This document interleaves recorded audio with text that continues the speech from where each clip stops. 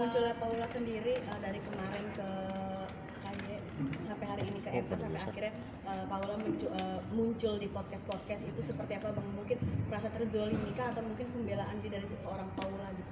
Oh iya, ke depannya Bang. Ya. Oh iya, ada satu hal yang menarik dalam laporan kita, yaitu kami juga melihat ada gap antara pernyataan yang disampaikan oleh juru bicara pengadilan agama dengan teks yang ada dalam putusan. Misalnya mengatakan bahwa terbukti adanya orang ketiga.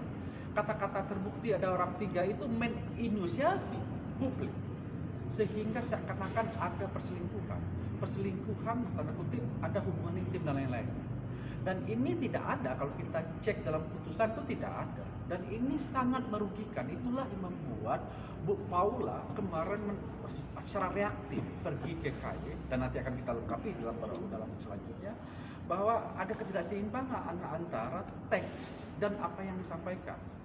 Juru bicara MA harusnya tidak beropini, harusnya dia cuma menyatakan apa yang ada dalam teks amar putusan, tidak, atau setidaknya proses, tidak masuk substansi dan beropini terhadap putusan. Nah itulah yang kita lihat selama ini berkembang heboh sekali, sehingga kita lihat Bu Paula menjadi korban haram dalam hal ini, terzalimi, dipojokkan karena pernyataan-pernyataan yang tendensius dan tidak tepat. Itu juga kami masukkan dalam laporan. Mungkin termasuk dari unggahan itu yang bocor ke media sosial, mungkin termasuk ada bagian di halaman 121 yang bocor di medsos, salah satunya mengunggah bahwa diduga Ibu Paula mengidap penyakit serapa gitu. Oke, teman-teman, untuk putusan itu kan kita belum clear ya, yang disampaikan ke publik itu yang mana.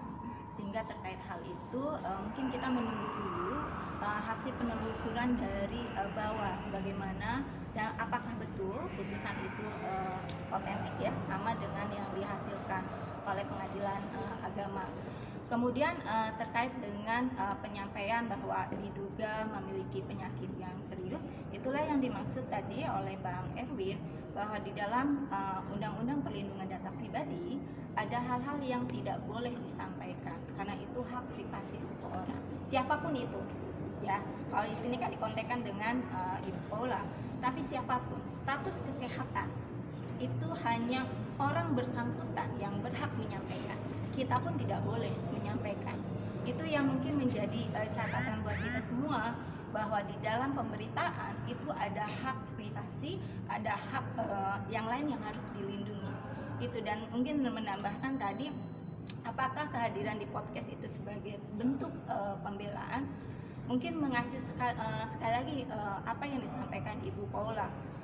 Beliau itu sudah dalam posisi sangat-sangat lelah di dalam proses perceraian ini. Ibu Paula sejak awal menginginkan proses perceraian ini dilakukan dengan baik, mengedepankan kepentingan anak dan dilakukan secara dewasa. Sehingga kemudian banyak hal yang yang akan memperburuk relasi itu tidak dijadikan bahan gitu. Namun hal serupa kan tidak, itikat itu tidak sama gitu.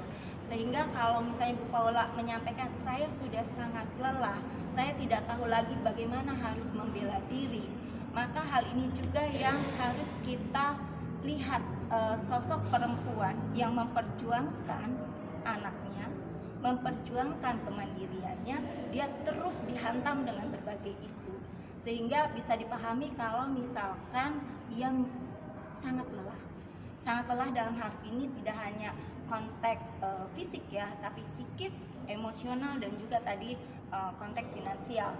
Jadi kami juga mengharapkan teman-teman juga kelompok perempuan memberikan solidaritas untuk kondisi Ibu Paula.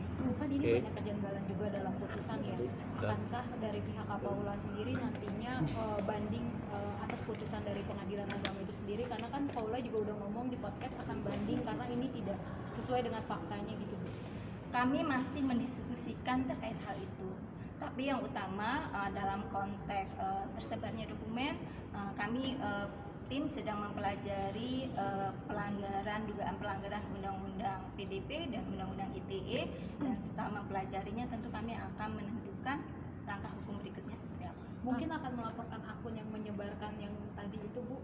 Ya, kami pelajari terlebih dahulu termasuk siapa pengunggah pertama. Bu, punten. Ini perihal anak-anak sekarang kan udah 11 hari nih di Paula. Kenapa belum dikembalikan ke Kabaim itu sampai dengan saat ini? 2 minggu.